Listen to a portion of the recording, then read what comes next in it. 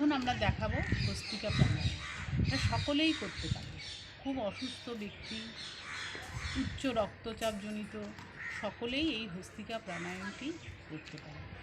আমাদের স্বাভাবিকভাবে আমরা সবসময় শ্বাস গ্রহণ করি এবং শ্বাস ত্যাগ করি। ভস্ত্রিকা প্রাণায়ামটি কি আর একটু জোরে আমরা শ্বাসকে নেব এবং শ্বাসকে ছাড়ব। কীরমভাবে দেখে নিই।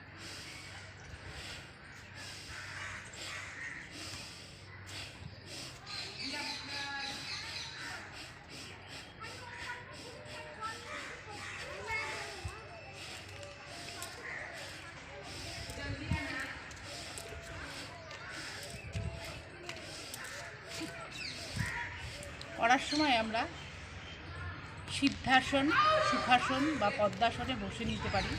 ভস্ত্রিকা প্রাণায়ামের 3টে গতি: উচ্চ গতি, মধ্যগতি এবং নিম্ন গতি। আমরা 3টে গতিতেই ভস্ত্রিকা প্রাণায়াম করতে পারি। এখন আমরা দেখাবো ভস্ত্রিকা প্রাণায়াম।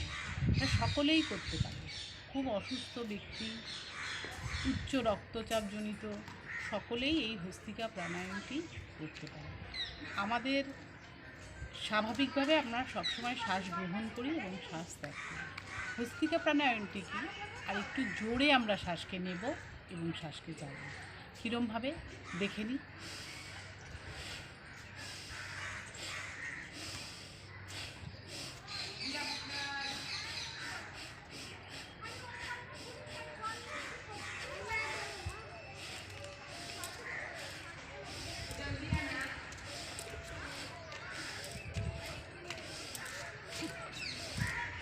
করার সময় আমরা সিদ্ধাসন, সুখাসন বা পদ্মাসনে বসে নিতে পারি।